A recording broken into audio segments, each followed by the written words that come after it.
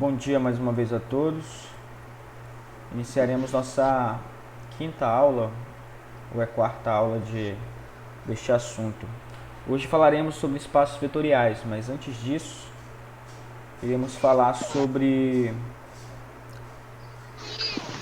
algumas questões que foram feitas, ok? Algumas questões que foram feitas e foram deixadas para vocês. Só para nível de encargo, vamos dar uma solução para elas. Primeira coisa aqui dessa questão fala o seguinte: mostre que F1 das matrizes triangulares inferiores e o conjunto F2 das matrizes triangulares superiores são subespaços vetoriais de um conjunto de matriz quadrada, tá bom? Esse aqui é um espaço de matriz quadrada. Primeiro passo, vamos simplesmente mostrar que eles são espaços vetoriais. Para mostrar que são subespaços vetoriais, eu falei para vocês que alguns livros trazem um ponto, mas vamos fazer os 3 pontos, tá bom? Vamos mostrar que o zero vetor pertence tanto a F1 quanto a F2, tá bom? A gente vai mostrar os dois, né? São dois subespaços vetoriais, então vamos mostrar isto aqui. Melhor assim. Se eu mostrar assim, já mostra que está nos dois. Outra coisa, dado dois vetores, tá bom? V e U, então a soma deles dois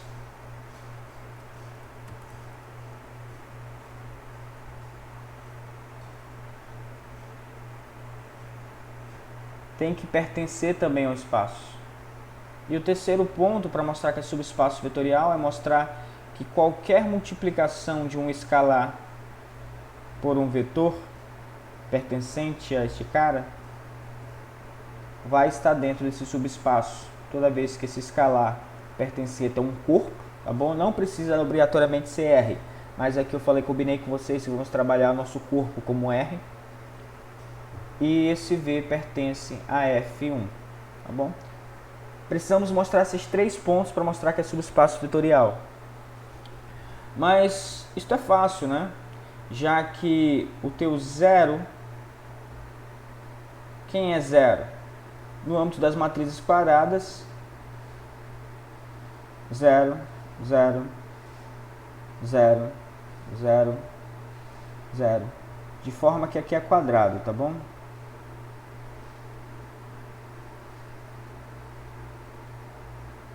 Ok? Isso aqui é a matriz, é o vetor nulo. E claramente ele está dentro das matrizes triangulares. Porque, primeira coisa, por definição, tá? Pertence a F1, F2. E aqui é por definição. Por que por definição, professor? Como eu passei um trabalho para vocês, basta procurar no Google ou procurar em qualquer outro livro sobre parte de matrizes, o que é uma matriz triangular inferior e uma matriz triangular superior, tá bom? O que é uma matriz triangular?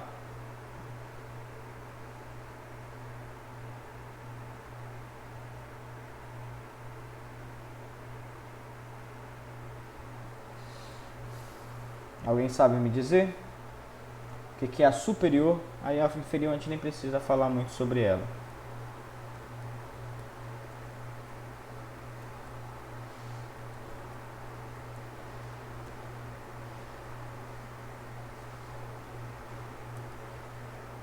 Tá. Matriz triangular superior, a definição dela é o seguinte: todas as coordenadas, cada uma desses aqui tem um índice, né? Todos os elementos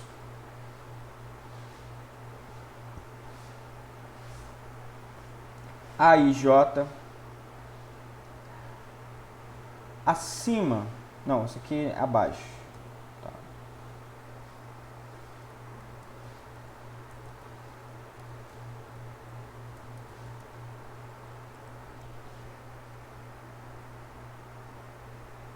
Quando é superior, quer dizer que somente os termos, tá bom? Que ela é tipo um triângulo. Como assim um triângulo? Tu tem uma quantidade de termos, aqui tu tem a tua diagonal principal, e esses abaixo aqui são todos zeros. Ok? E aqui em cima não fala nada. Pode ser zero ou pode ser diferente de zero. Então, a matriz triangular superior, todos os elementos aí, J, abaixo da diagonal principal,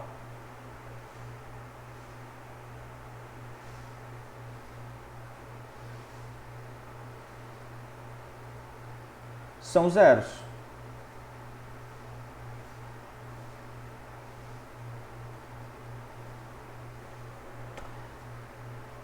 Como o teu vetor nulo, todos os elementos são zero, então encaixa nessa definição. E matriz triangular inferior, a única coisa que vai mudar aqui, ó, que é no lugar do abaixo, é acima. Ok? Então a gente pode até dar uma limpada aqui. E nesse abaixo, esse primeiro abaixo corresponde a superior. E depois da barra vou colocar acima. Acima da diagonal principal. Ok? Então, a primeira coisa, está certo? Sim, o zero pertence. É muito simples ver isso.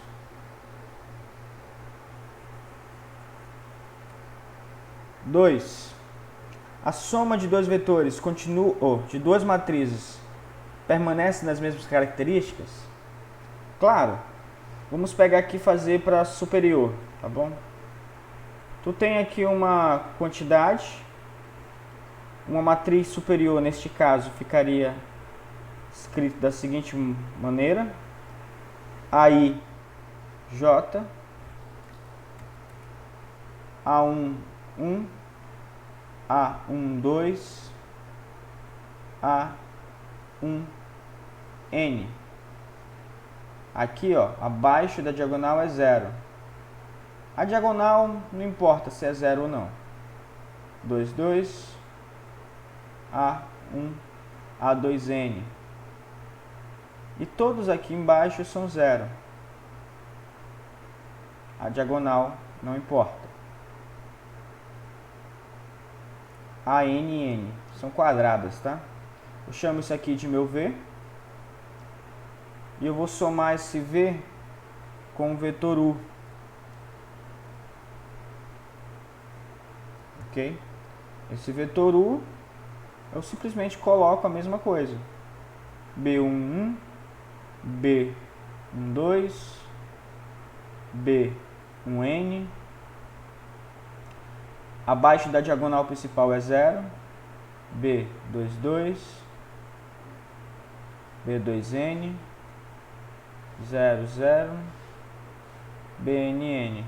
Somar duas matrizes é somar suas coordenada por coordenada, elemento por elemento.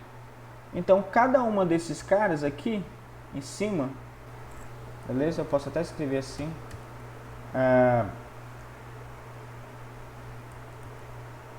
Para todo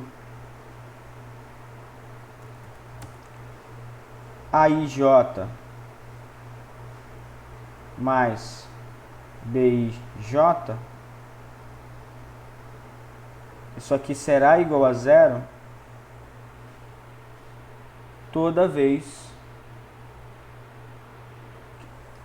Galera, eu sei que muitos de vocês aqui é da engenharia, né? A galera da matemática, mas vocês trabalharam já em CC, Introdução à Ciência da Computação, o trabalho de como construir uma matriz triangular? Porque aqui, quais são os pré-requisitos para que essa matriz seja triangular, certo? O pré-requisito é o seguinte, que toda vez que I for maior que J, isto aqui implica que A e J é igual a zero.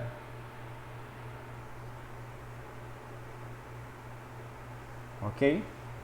Então, se teu I é maior do que o J, isso quer dizer que aqui embaixo é tudo zero.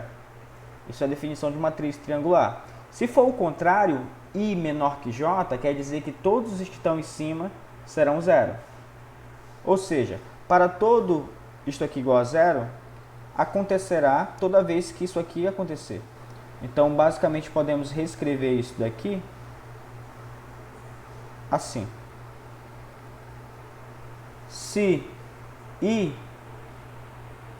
é maior que J, temos que A e J é igual a zero, que também é igual a B e J. Logo, A e J mais B e J é igual a zero, sempre que I maior que J. Isso aqui mostra basicamente isso aqui que a gente está dizendo. Porque quando a gente soma duas matrizes, a gente soma termo a termo.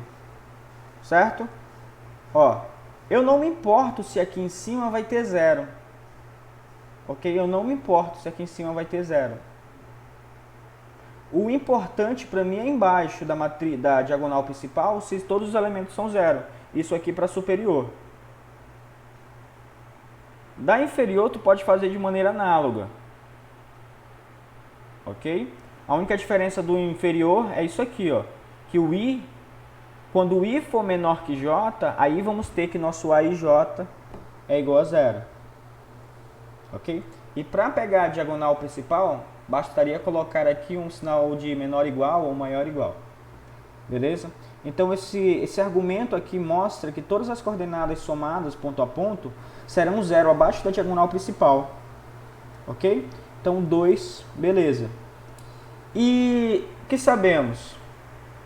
Sabemos também, aqui 3 já, que alfa A e J é igual a zero toda vez que A e J é igual a zero. Certo? Isso aqui acontece. E por que eu estou colocando isso aqui de maneira simples? Vocês lembram da multiplicação de matrizes, certo? O que significa a multiplicação de matrizes?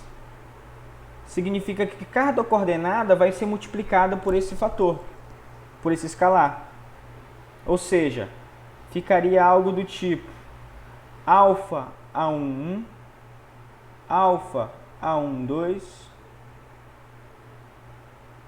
aqui um A, um 2, alfa A1N, aqui é 0, alfa A22, alfa A2N, aqui permanece 0 e 0, alfa ANN. Ou seja, mas esse argumento que eu estou colocando aqui, ele simplifica esse fato de eu ficar escrevendo essa matriz. Ok? Então, como eu mostrei esses 3 pontos, 1, 2 e 3, tá bom? O 1 aqui, o 2 e o 3, isso mostra que F1 é um subespaço. Perfeito? F1 é um subespaço. De maneira análoga, eu posso mostrar que F2 é um subespaço. Na verdade, eu mostrei foi F2, né? Superior é F2. Beleza. Já está mostrado que é subespaço. Agora temos que mostrar que se eu posso escrever qualquer vetor de M como a soma de dois vetores, um estando em F1, um estando em F2.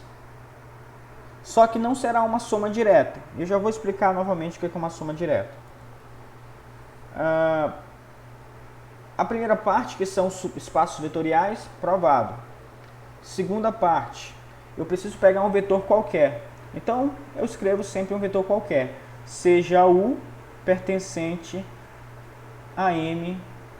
Eu vou colocar M só N, tá? É uma outra forma de escrever, uma matriz quadrada. Então, o meu U, ele é igual a quê? A1, A12, A1N, A21, A22, A2N, AN1, AN2, ANN. Certo? Mas você pode ver que eu posso reescrever isso como o quê? Por exemplo, A1, A12 e assim por diante, A1N. Aqui eu posso colocar um 0, aqui eu posso colocar A1, A21, A22, né? A2N. E eu vou colocar zeros aqui. Certo? Abaixo da diagonal principal, eu coloco 0. E eu posso somar isso com outra. Quem é essa outra?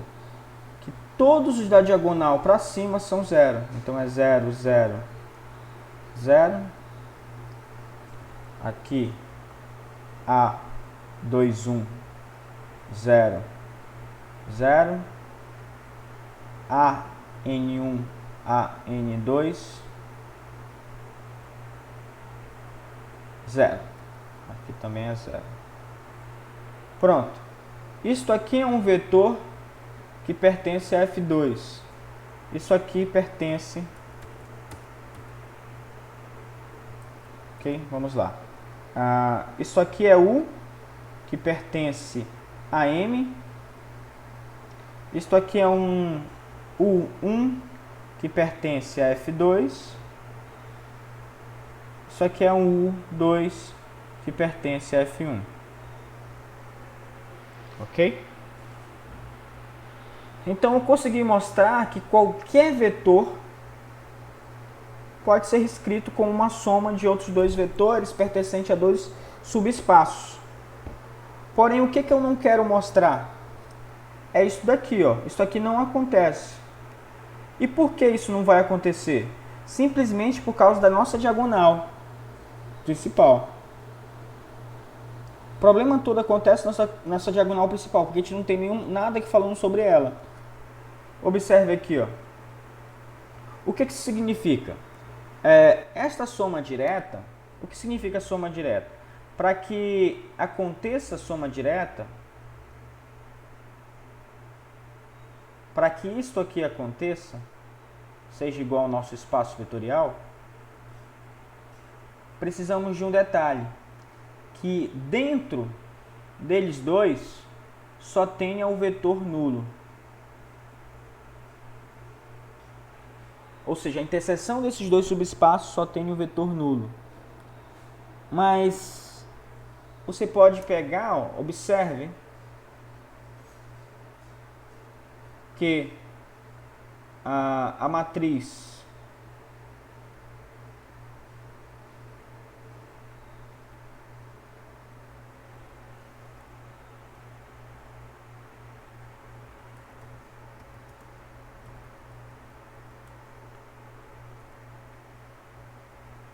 matriz identidade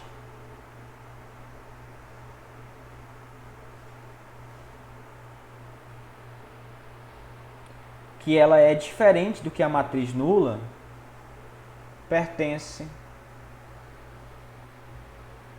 aos dois subespaços. O que é a matriz identidade? É a matriz em que todos os elementos da diagonal principal são 1 e todos aqueles que não estão na matriz diagonal principal são 0. Então observe que Acima da diagonal principal vai todos ser zeros, então é uma matriz triangular superior ou inferior. Abaixo da diagonal principal todos os elementos são zero, então quer dizer que também está na matriz triangular superior. Então, inclusive não só a identidade, qualquer uma que você pode mudar aqui os elementos da diagonal principal e deixar os outros zeros, vai pertencer às duas. Então qualquer matriz que tenha diagonal principal diferente de zero e todos os outros elementos que não estão na diagonal principal forem zero, pertencerá às duas, os dois subespaços. Então por isso que não é uma soma direta. Ele é uma soma que de fato gera o espaço vetorial, só que não é uma soma direta, não são coisas distintas, certo? Eles têm uma gama de vetores iguais dentro deles. É basicamente isso.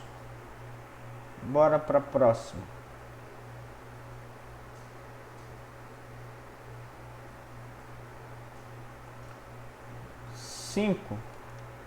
A 5 ele pede para mostrar quem é esse subespaço aqui. Na verdade eu quero mostrar o quê? Isto aqui. Em primeiro lugar, vamos mostrar quem são os vetores, beleza? Eu não sei quem é SX. Eu vou descobrir quem é SX, quem é esse conjunto. Beleza? E uma forma de fazer isso é tu pegar um vetor geral, certo? Seja U igual, e observe que estamos aqui com duas coordenadas, então vai ser x, y, pertencente a SX. Para U ser pertencente a SX, tu precisa o quê? Que x e y seja igual a uma combinação linear, na verdade são todas as combinações lineares. Eu posso escrever que alfa, ou posso escrever A, não importa. Aqui essas letras é o que menos importa pra gente. 1, 2, mais B, 1, 2 também. Só que aqui é um negativo e outro não. Pronto, temos aqui um sistema de equações lineares. Ou seja, temos menos A mais B, 2A mais 2B. Este primeiro é igual a x, este último é igual a y. Perfeito? Bora determinar quem é A e quem é B. Beleza? Bora determinar quem é A e quem é B. Primeira coisa, mesmo método de resolução do outro, das coisas. Eu não sei quem são esses caras, mas para mim pouco importa neste momento. Se eu multiplicar aqui por 2, eu tenho um sistema equivalente que vai ficar menos 2A mais 2B igual a 2x. E aqui embaixo eu tenho 2A mais 2B igual a y. Somando diretamente, eu obtenho 4B, que é igual a 2x mais y. Então, o meu B eu já tenho. B é igual a 2x mais y sobre 4. Ok? Isso aqui vai implicar que o A, que temos aqui, ó, temos menos A, né? Mais B igual a x. Menos A mais, quem é o B? 2x mais y sobre 4 igual a x. Quem é A? A é 2x mais y sobre 4 menos x. A é igual a menos 2x mais y sobre 4. Ok? Beleza, agora vem a argumentativa. Se todo vetor xy pode ser escrito como menos 2x mais y sobre 4 menos 1 e 2 mais 2x mais y sobre 4, 1 e 2, precisamos mostrar que mais nada. Por quê? X e y é um vetor genérico sem restrição. Ou seja, para todo x e y pertencente a R. Tem alguma restrição aqui? Tem algum valor de x que eu não possa colocar? Tem algum valor de y que eu não possa colocar? Então, neste fato, este simples fato já mostra que esse espaço vetorial gera todos os vetores de R2. Ou seja, eu tenho um vetor e este vetor está em R2. E, inclusive, esse vetor é um vetor genérico do R2. Outra forma de mostrar isso aqui seria por conjuntos, mas não aconselho que você iria fazer o trabalho duas vezes. Tu teria que mostrar isso daqui e depois mostrar isso daqui. Por conjunto, você precisa mostrar que um está contido no outro. Porém, seria fazer o mesmo trabalho duas vezes. Tá? Inclusive, eu posso pegar aqui, apagar isto e simplesmente trabalhar isso com qualquer vetor. Beleza? U está presente tanto em x, quanto em SX, quanto R2. O que acontece em alguns casos, pessoal? Pode acontecer, em alguns casos, desta soma, por exemplo, você ter alguma dessas coordenadas. Observe que isso aqui é o A e observe que isso aqui é o B. Ok? Pode ter alguns casos em que esse A e B, aqui no denominador, fique alguma expressão de x ou y. E se isso acontecer, ficar uma expressão, aí tu tem restrições, né? Porque imagine se no lugar do 4 tem um y. Então tu não pode que o y seja zero. Se o y não pode ser zero, então tu não pode pegar nenhum vetor que tenha a segunda coordenada zero e exprimi-lo como uma combinação linear desses outros dois vetores. Basicamente aqui, este ponto foi para tratar sobre bases. Já era o começo para falar sobre bases. Porque estes dois vetores são base deste aqui. Ok? E a gente viu na aula passada o que é uma base.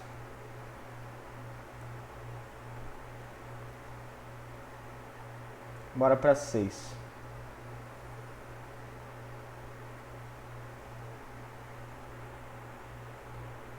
Acho que esse preto está muito forte. Vou tirar aqui o fone.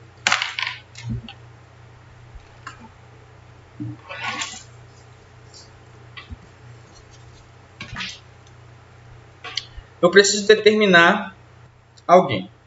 Determinar um valor K. Ok?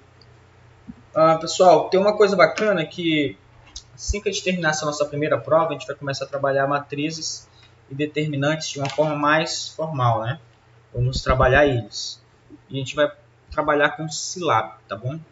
Espero que você já conheça esse programa. Mas mesmo assim, se não conhecer, não tem problema. Você pode fazer os exercícios à mão. E eu vou dar algumas dicas aqui como trabalhar com ele, que é muito mais tranquilo. Precisamos determinar um valor, K. E esse K está bem aqui. De forma que seja LI. E depois eu quero ver quem é esse subespaço aqui. Então eu preciso demonstrar duas coisas.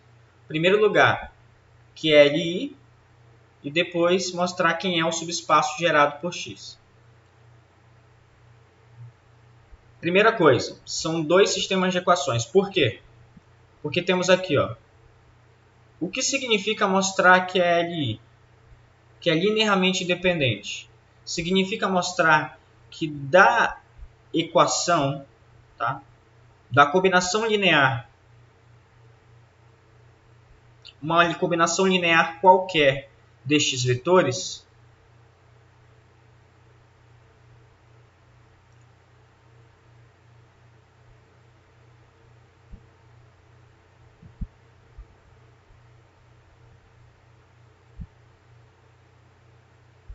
Ok? Ó, são 3 vetores no R3. No máximo, esse subespaço pode ser o R3. No máximo. E na verdade vai ser o R3, né? Vai ser o R3. Mostrar que LI é mostrar que esta combinação linear, que vamos usar ela depois para determinar aqui o nosso espaço, ela é igual ao vetor nulo. Professor, no alfa 3 aí, nessa última coordenada você escreveu um a mais. Só vai Verdade, até... obrigado.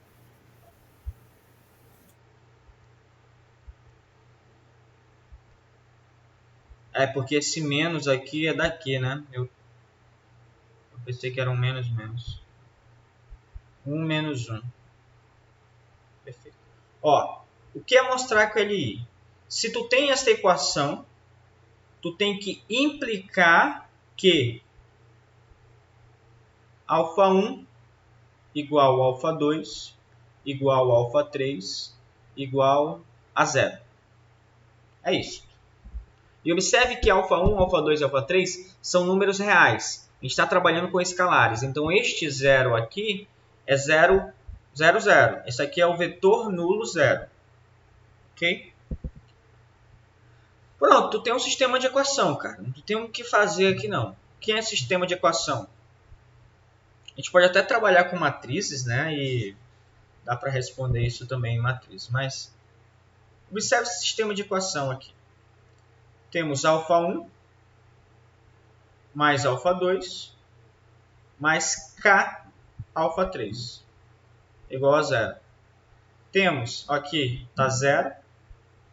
Aqui é alfa 2 mais alfa 3 é igual a 0.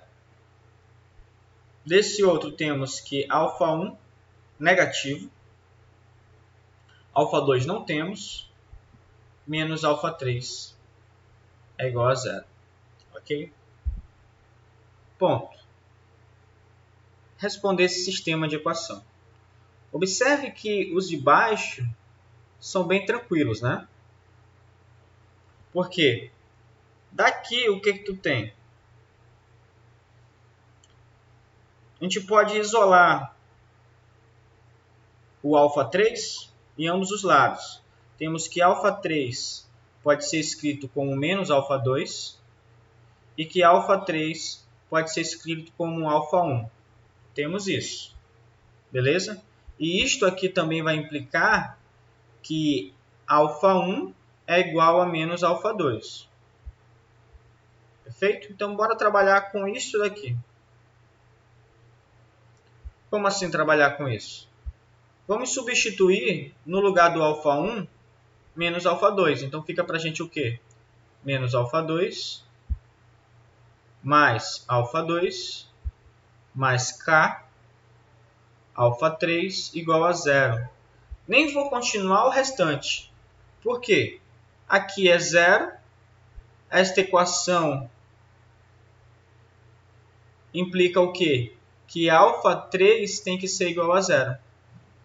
Mas se alfa 3 é igual a 0, alfa 2 também é 0 e alfa 1 também tem que ser 0.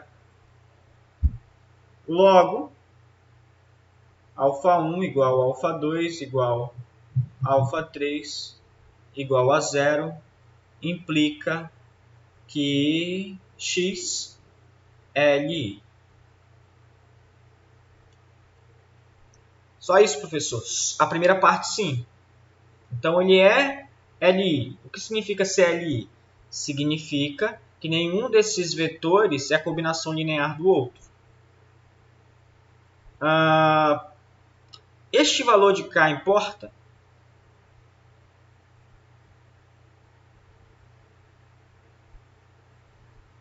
Pergunta, esse valor de K importa?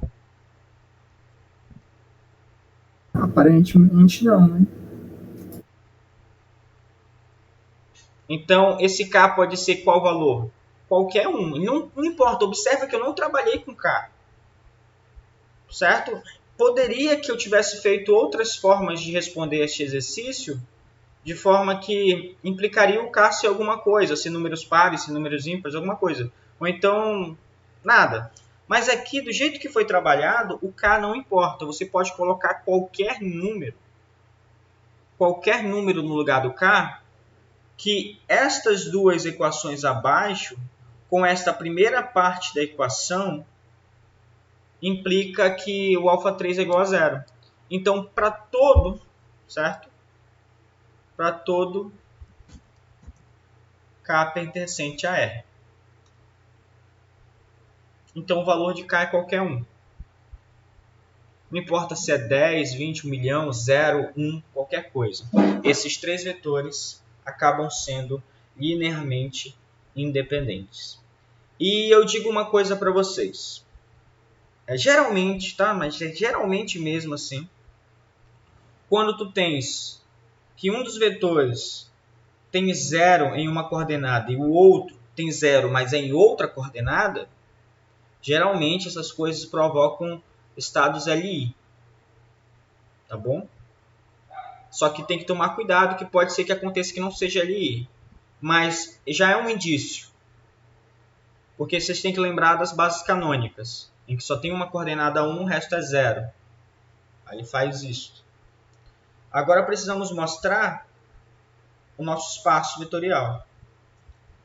E segunda aula passada, tá bom? Já dava de mostrar que esse SX ele é R3. Isso por quê? Porque mostramos que X é LI e X tem 3 vetores.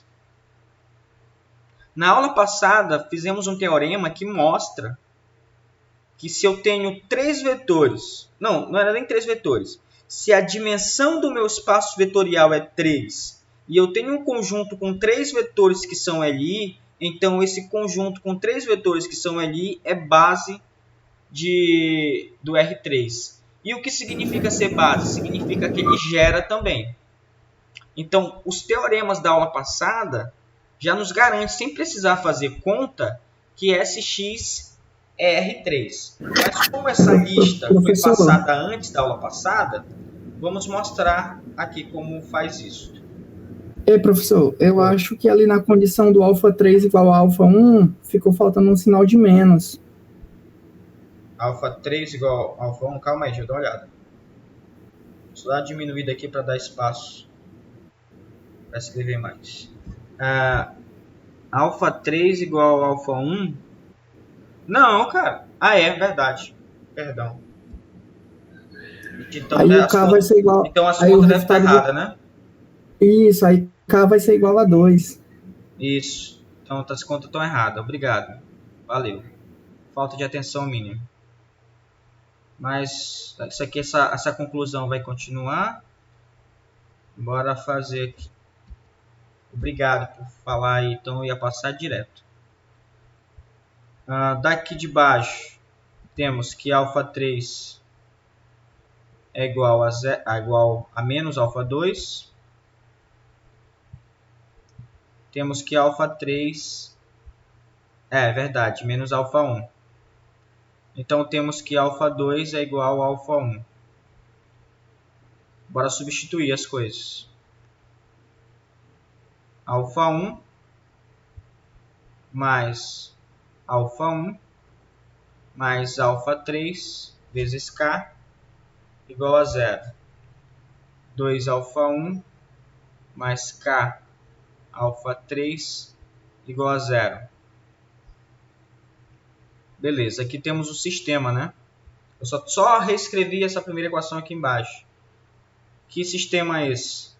Eu vou colocar esse sistema aqui, que é mais fácil. No lugar do α1 eu vou colocar α2. α2, e aqui eu coloco α2 mais α3 igual a 0. Vou trabalhar com esse sistema aqui.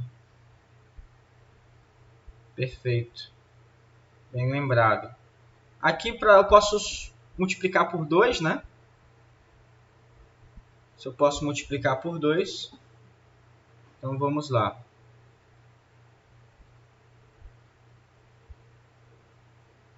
É menos 2, não? Calma. Vou multiplicar por menos 2. Isto vai ficar 2 alfa 2 mais k alfa 3 igual a 0. Menos 2 alfa 2 menos 2 alfa 3 igual a 0. Aqui vai ficar k menos 2 alfa 3 igual a 0. Pessoal, é a mesma coisa. Vamos lá.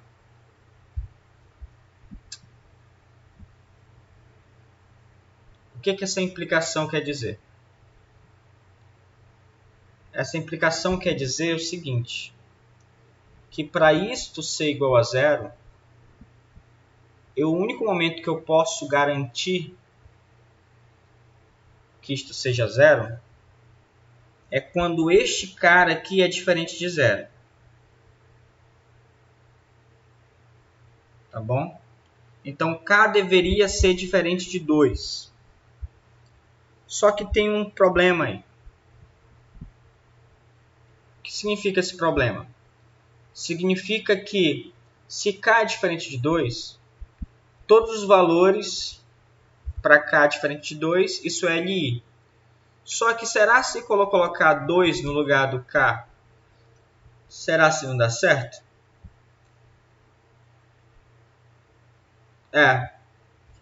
Ou seja, não é para todo valor de k. Tá bom?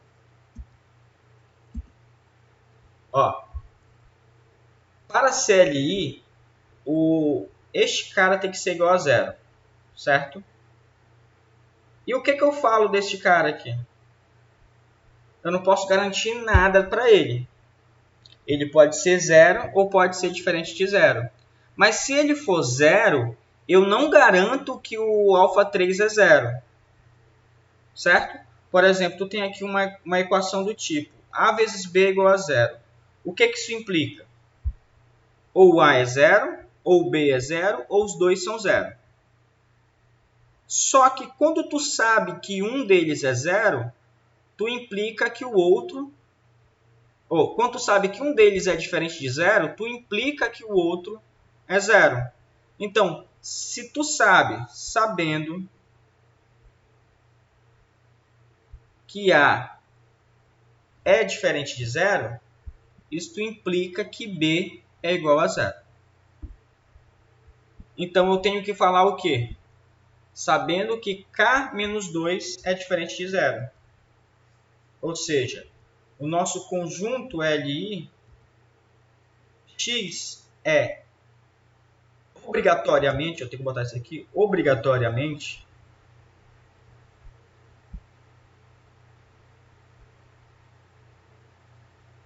ele é obrigatoriamente LI sempre que K menos 2 diferente de 0. Ou seja, K diferente de 2. E é bem legal você verificar se eu colocar 2 no K, continua sendo LI, e aparentemente é bem simples de ver. Vamos chamar esse primeiro vetor de U, esse de V e esse de W. Observe que W, que é K1 menos 1, é igual a uma soma, uma simples soma desses outros dois vetores. Então, para K igual a 2, é LD, é linearmente dependente. Se eu tiro o K daqui e coloco um 2, faz total sentido. 1 mais 1, 2. 0 mais 1, 1. Menos 1 mais 0, menos 1. Então, para K igual a 2, isso seria LD. Então, de fato, temos que ter K diferente de 2. Porra, bacana isso aqui. Eu errei, me confundi no sinal, mas acontece. Beleza? Então, bora começar a aula de hoje. Já falamos, fizemos vários teoremas bacanas na aula passada, cara, que eles determinam Ah, perdão. Eu não mostrei, né, que o subespaço aqui... Quem é esse subespaço? Para mostrar esse subespaço, basta você colocar aquela equação básica. Que equação? Esta mesma aqui, ó, alfa 1, só que no lugar deste camarada, vai colocar um vetor genérico. E observa que tu vai ter que encontrar esses alfa 1, alfa 2 e alfa 3. Mas a gente já encontrou aqui, ó, para cá. E detalhe, o nosso K tem que ser diferente de 2. E isso mostraria que todo vetor pode ser escrito como essa soma aí, sem se preocupar com nada. Só que eu prefiro usar os teoremas, tá bom? A gente mostrou aula passada que se a dimensão do teu espaço vetorial é n e tu tem n vetores Li, então de fato tu tem uma base, e uma base significa gerar o espaço. Argumento de matemática é sempre melhor do que fazer conta. Ok? Fazer conta eu posso errar os sinais. Argumentos de teorema é mais difícil eu errar sinal. Beleza? Então bora começar a aula de hoje. A aula de hoje é falar sobre alguns livros chamam de função, outros de aplicação, mas em comum todos eles dizem transformações. Transformações lineares. E vamos começar pela definição. Não vou trazer uma justificativa, vou começar pela definição. Tu precisa de dois espaços vetoriais e tu vai observar o que acontece quando tu aplica uma função neles. Só que não é uma função qualquer. O nome do curso é álgebra linear, então vamos aplicar transformações lineares. Por quê? Dentro das transformações lineares, nós temos um controle muito grande dessas transformações. Certo? Ou seja, eu vou chamar de T, tá bom? Seja T de, vou colocar aqui, E e F,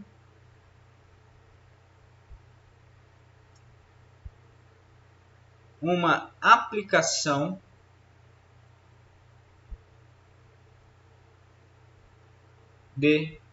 dos espaços vetoriais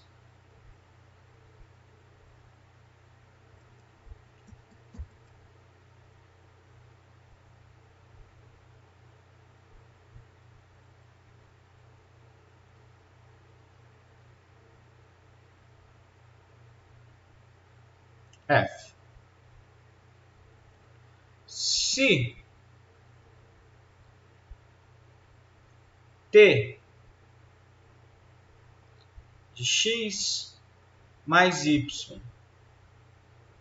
é igual a tx mais ty. Pessoal, para vocês não confundirem muitas coisas.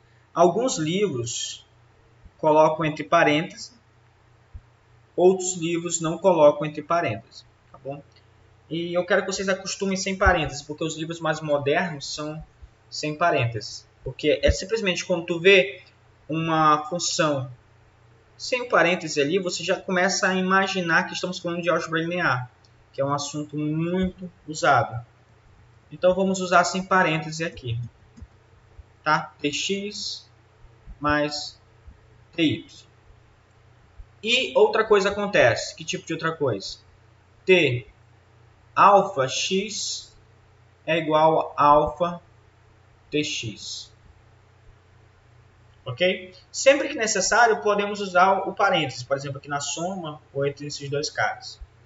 Mas se você quiser sempre colocar parênteses, também não faz diferença. Mas saiba que alguns livros não vai ter parênteses. Tá bom? Se essas duas coisas acontecerem, então T é uma transformação linear.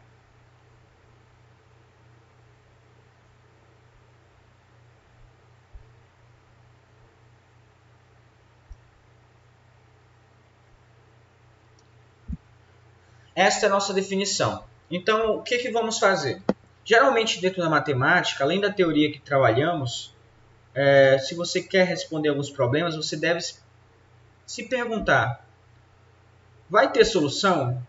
Eu posso garantir que a solução desse espaço vetorial, tu tem um sistema de equações, certo? E tu tem que transformar esse sistema de equações você está nas coordenadas canônicas do teu Rn e tu quer transformar isso para outro espaço vetorial, certo? Porque as coordenadas são distintas.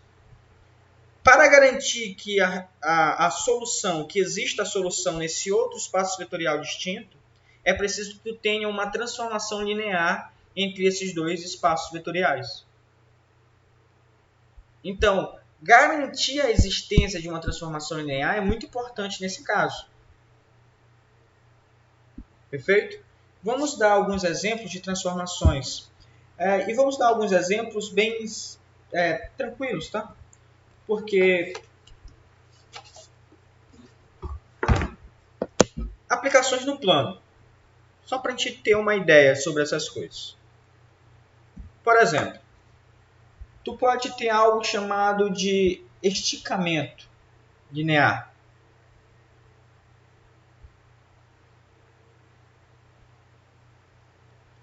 Esticamento linear. O que é um esticamento linear?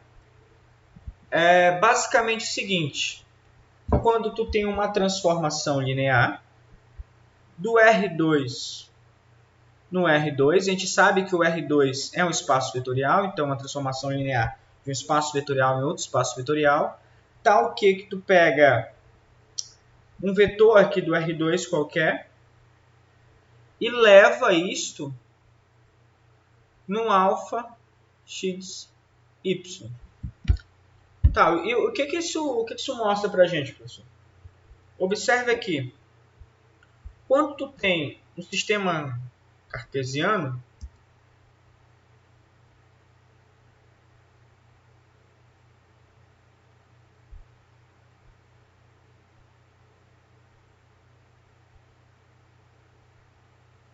isso aqui é teu vetor qualquer, teu vetor U.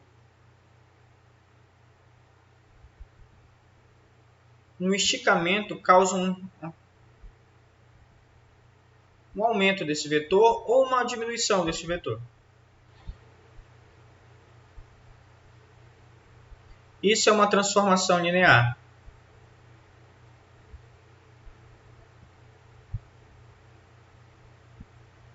Esse aqui é o nosso vetor U. Esse aqui é o nosso vetor alfa U.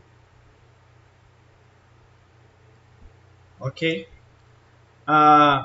E como mostrar que isto é uma transformação linear? Primeira pergunta que tem que ser feita. Precisa mostrar dois pontos. Primeiro deles, que T de x mais y, melhor, T de U mais V. U mais V, para você lembrar que isso aqui são vetores do teu espaço vetorial, tem que ser igual a T de U mais T de V. Então, como é que a gente faz para mostrar, professor, aqui? Escolhe vetores genéricos, ok? x1, y1, mais x2, y2. Isto aqui é igual a t de x1 mais x2, y1 mais y2. Isto aqui é o mesmo que... Qual é a aplicação? A aplicação é essa daqui, T desse cara é igual a alfa vetor. Então, a gente multiplica por alfa este camarada aqui. x1 mais x2, y1 mais y2. Isto é evidente que é alfa x1 mais 2, alfa y1 mais y2. Mais uma vez faz uma distribuição entre eles, tá? Uma distribuição entre todos eles. Então ia ficar no final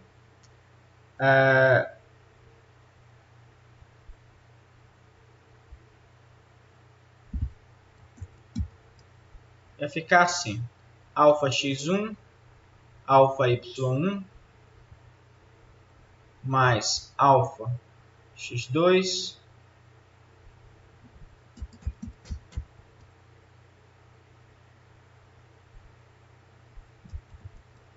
alfa y2. Isso é o mesmo que alfa x1 y1 mais alfa x2 y2, que é o mesmo que t de u mais t de v. Mostrar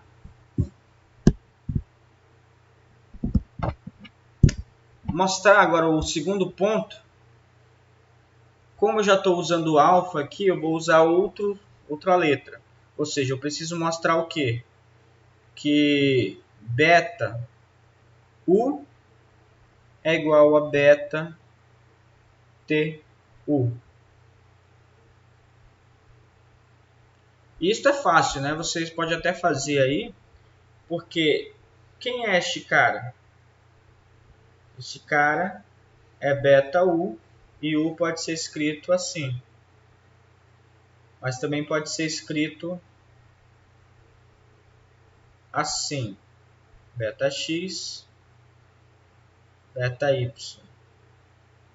Aplicando a regrinha, né, do t e o alfa, isso é igual a alfa, beta x, beta y, é igual a alfa, beta x, alfa, beta y.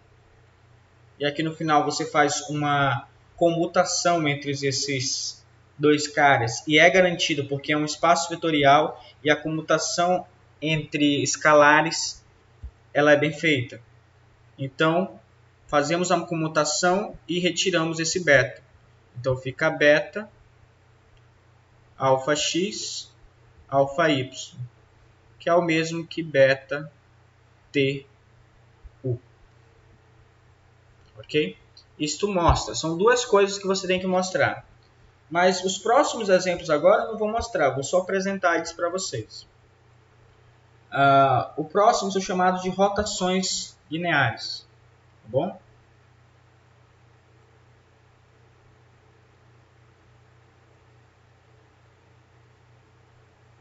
Rotações. O que significa essa rotação? Temos um ponto muito interessante aqui. Podemos rotacionar isto em torno de um ângulo. Certo? Como assim? Por exemplo, digamos que tu tenha um vetor qualquer. E aqui tem um ângulo alfa.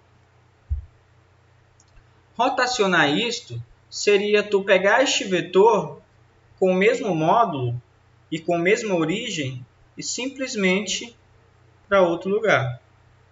Colocar aqui outro ângulo. Tem uma forma de fazer isso e eu vou mostrar para vocês que ela é muito legal. Tá bom? Existem reflexões. Reflexões também são rotações, mas são casos mais fáceis. Tá? Então vamos começar aqui por alguns mais fáceis. Vamos chamar de reflexão. Depois chegaremos em rotação. Tá bom? Reflexão. Reflexão também em torno do eixo X.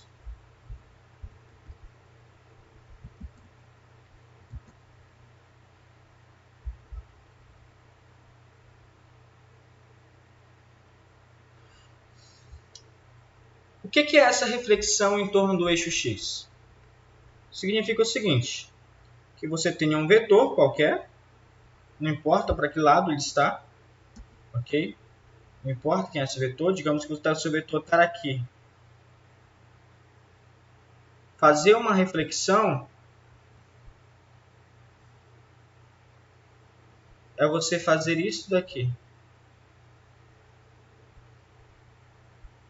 Certo? O ângulo permanece. Ó, isso aqui é alfa, isso aqui seria menos alfa. Tá bom? Um sentido horário e outro sentido anti-horário. Isto seria a reflexão. E qual seria a transformação linear para eu produzir isso? Ok? Observe, gente, uma coisa. As coordenadas aqui x e y, qual é a coordenada que mudou? A coordenada x permanece, né? A única coordenada que mudou foi y. E como a gente sabe dos senos, ok? Seno é uma função ímpar, ou é função par, esqueci, eu tenho que lembrar de novo a definição certinho. Mas observa que o seno de alfa, seno de alfa é igual ao menos seno de menos alfa. Então aqui é menos y. Ou seja, nossa transformação linear de R2 em R2, ele faz o quê? Ele pega o teu vetor xy e leva ele no vetor x menos y. Então, o que acontece? Imagine que você está construindo algum mecanismo de sistema de equações lineares. E lembre-se sempre que trabalhar com vetores, coordenadas, matrizes, sistemas de equações e transformações lineares é a mesma coisa. E o que eu estou mostrando para ti é o seguinte: se tu tens soluções para este espaço, tá? Para essas coordenadas, tu vai ter soluções para essas coordenadas também. Ok? Mostrar que a reflexão é uma transformação linear é fácil, não é difícil. Ok? O que temos que fazer? Aquele mesmo mecanismo, mostrar que T de U mais V é igual a T de U mais T de V. E mostrar que T de alfa U é igual a alfa T de U. Mas é simples, né? Porque quando tu soma duas coisas, e a aplicação aparece que ela é negativa, então essas duas coisas negativas podem ser divididas em soma de duas coisas negativas. E acaba ficando normal. Ok? Isto é uma reflexão. Isso é uma transformação linear. Deixa eu ver o que mais. Agora, outro também podemos chamar de reflexão em torno da origem. Tem reflexão em torno do eixo Y. Ok? Vou botar aqui. Reflexão em torno da origem.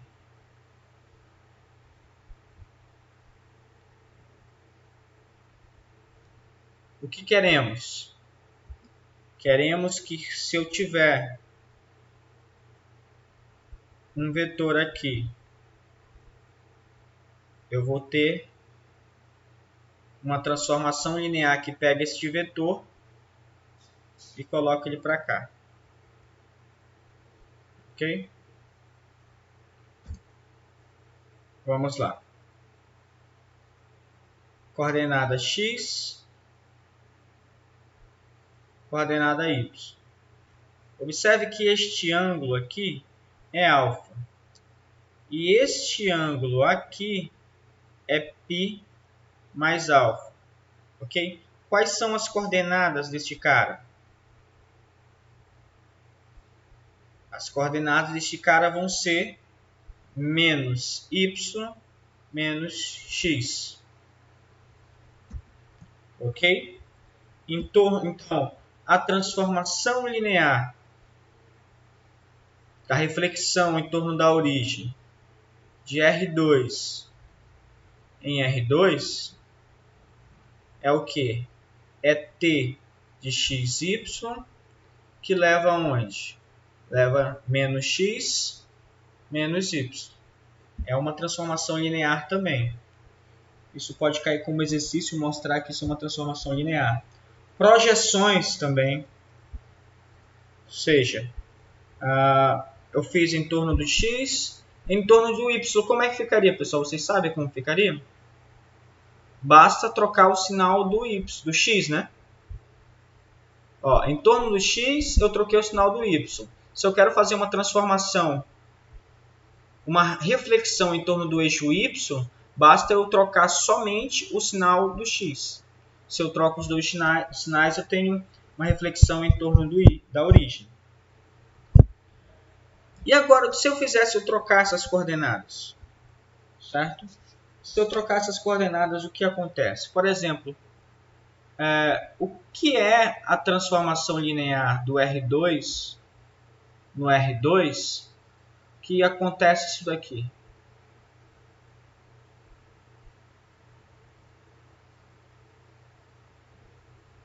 O que acontece aqui? Beleza? Nessa transformação linear, tu pega um vetor qualquer de coordenadas x, y, x, y, e eu tenho que trocar isso. Ou seja, observe que esse x é menor. Então ficaria o quê?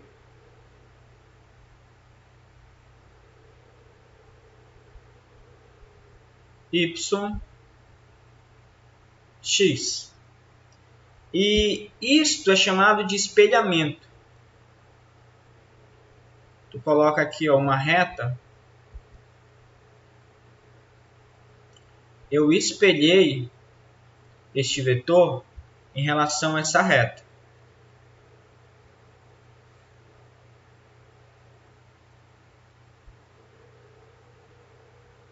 Basicamente, eu fiz uma reflexão em torno de uma reta.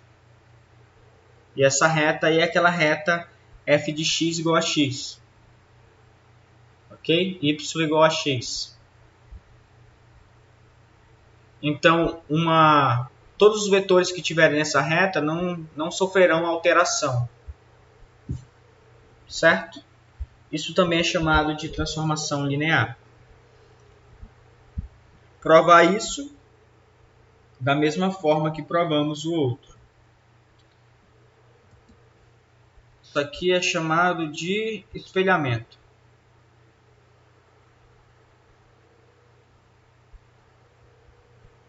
Também é uma reflexão.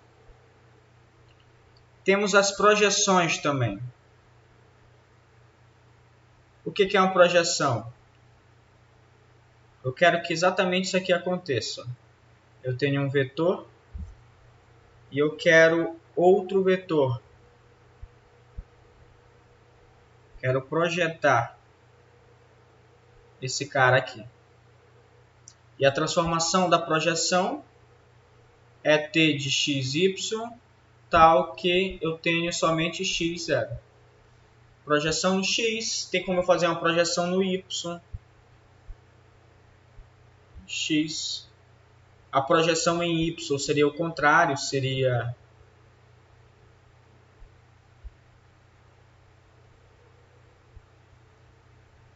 igual t de xy igual a 0y, certo? E agora eu vou trazer um exemplo para vocês que a gente vai começar a usar matrizes, tá bom? A gente vai ter matrizes de transformações lineares. Eu quero saber o que acontece com a minha base. Por exemplo, assim, eu estou numa base, certo? O que temos aqui? Do R2, a base canônica são esses vetores aqui. 1 e 1. Mas a gente sabe que qualquer dois vetores LI transformam uma base. Imagine que eu estou aqui usando esta base. Eu não tenho mais aquele plano cartesiano em que as retas são normais. As coordenadas aqui são diferentes, ok? Vamos começar a trabalhar com isso. E para trabalhar essa transformação linear aí, trabalharemos com matrizes. E agora eu vou te trazer um exemplo que é um pouco mais complexo, que é uma rotação em torno de um ângulo. Ok?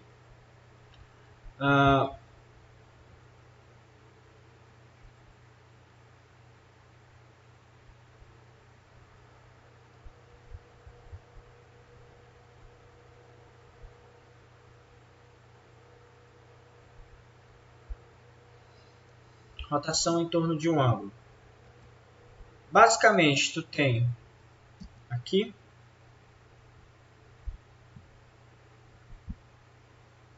deixa eu fazer uma construção aqui.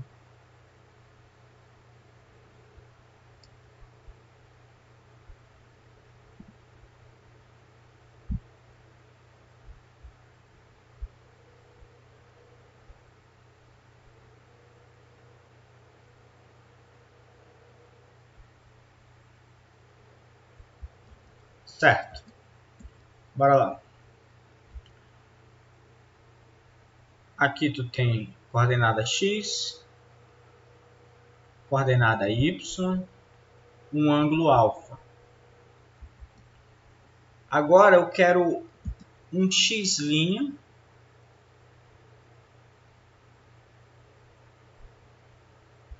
Aqui eu tenho um y'. E agora meu ângulo é a soma de dois ângulos. Este ângulo aqui é alfa mais θ. Bora tentar construir aqui, neste exemplo, ou seja, eu estou deslocando o meu vetor, certo? Ele fixa a força dele, o módulo dele é o mesmo, só que a direção está mudando. Então, eu estou mudando a direção dele para outro ponto, certo? Eu preciso deslocar essa força em um ângulo de θ, somar θ, ou subtrair θ, ok?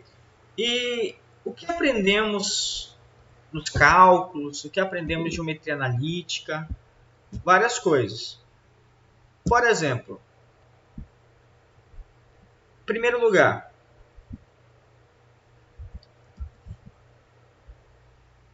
quem é x'? Certo? X' é R cosseno ângulo. Certo? Ó, quem é o cosseno deste ângulo? Quem é o cosseno de alfa mais θ?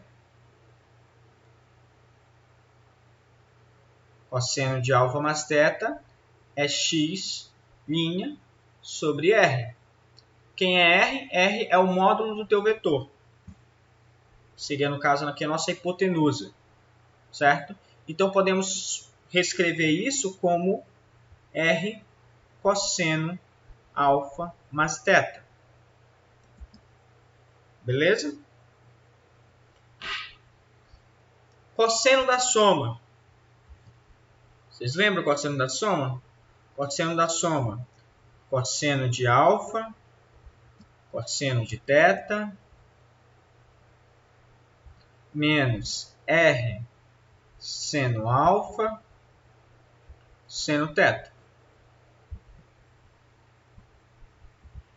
Beleza.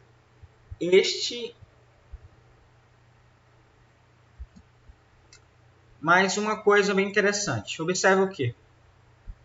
Para o sistema anterior, a gente tem que R, a gente tem um valor de nosso R, certo? R cosseno θ é igual a x, ou R alfa, né, no caso, não θ.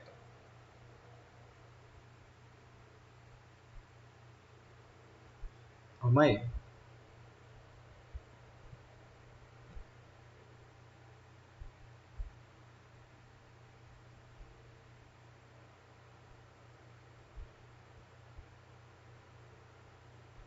R seno θ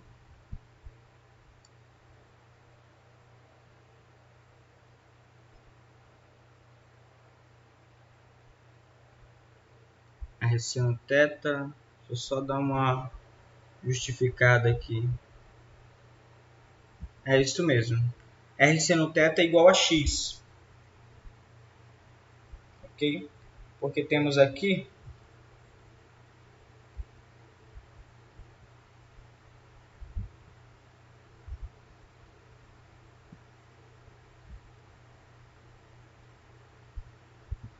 este ângulo é o nosso θ. Quem é? R é isto. R é esse cara. Cosseno seria R cosseno θ. Cosseno deste ângulo aqui.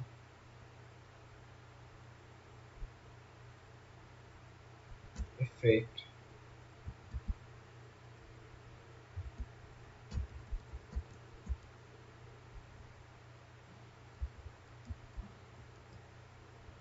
E R seno θ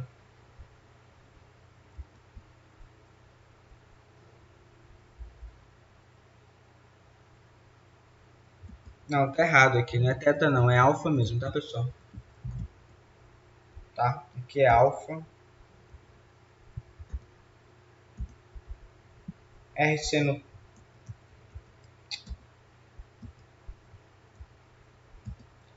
seno alfa é igual a x daqui, deste primeiro caso.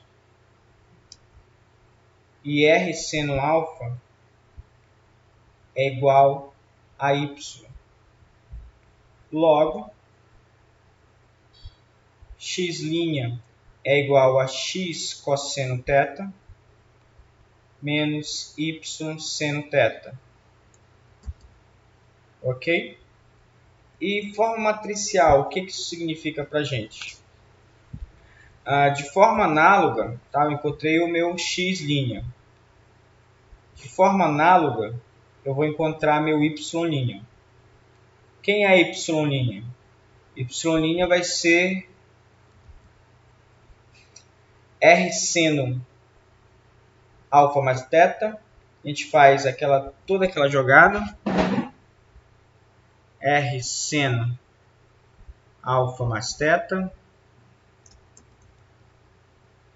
Soma de dois ângulos, seno da soma é igual seno A cosseno B mais cosseno A cosseno B. Ou seno A cosseno B mais cosseno A seno B. Perfeito? Então, de forma análoga, este processo aqui, fazendo as alterações com x e y, teríamos y cosseno θ mais x seno θ. Ok? Estas são as novas coordenadas. E de forma matricial, só para a gente ter uma ideia o que significa isso aqui, dessa transformação, temos o seguinte, que se tu tem duas coordenadas, x e y, certo? Falei na aula passada também que a gente consegue trazer para a forma de matrizes qualquer coordenada do Rn. A gente pode fazer uma matriz coluna. Tá? Então, eu quero levar isso daqui para este camarada aqui. Mas para encontrar este camarada aqui, eu preciso passar por uma matriz de transformação que é esta, que eu acabei de produzir. Ou seja, isso aqui vai aonde? X cosseno θ menos y seno θ. E aqui eu tenho y cosseno θ mais x seno θ. Ou seja, se eu quero dar um incremento, uma rotação desse meu vetor, eu faço esta aplicação.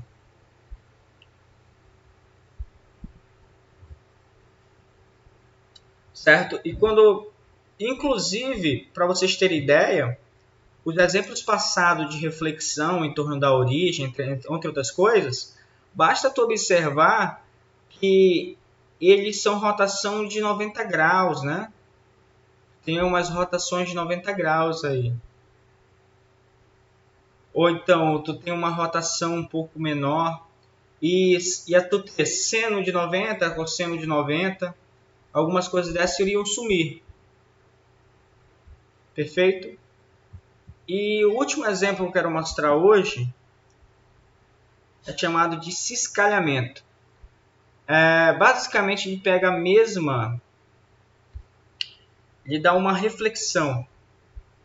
Tá? Tem uma translação e tem a reflexão. Ele pega e dá uma esticada nessa área. Ok?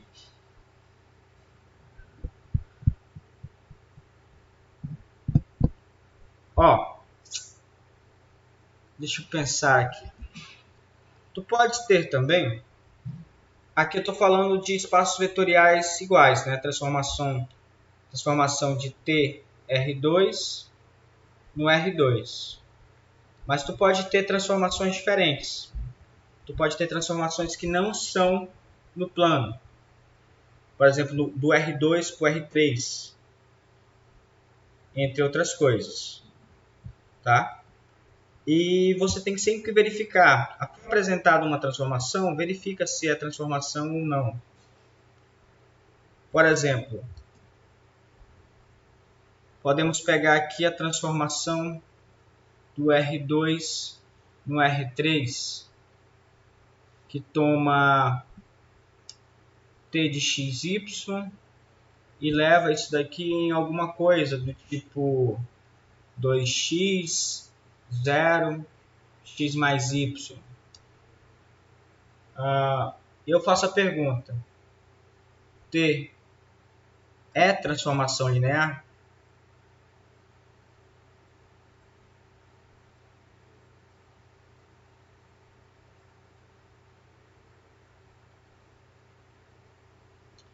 Seu trabalho como estudante é responder esta pergunta. E para responder essa pergunta, mais uma vez, temos que mostrar aqueles dois pontos.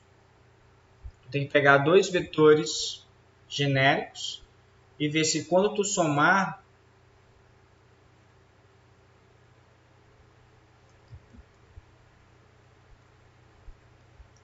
isso aqui acontece.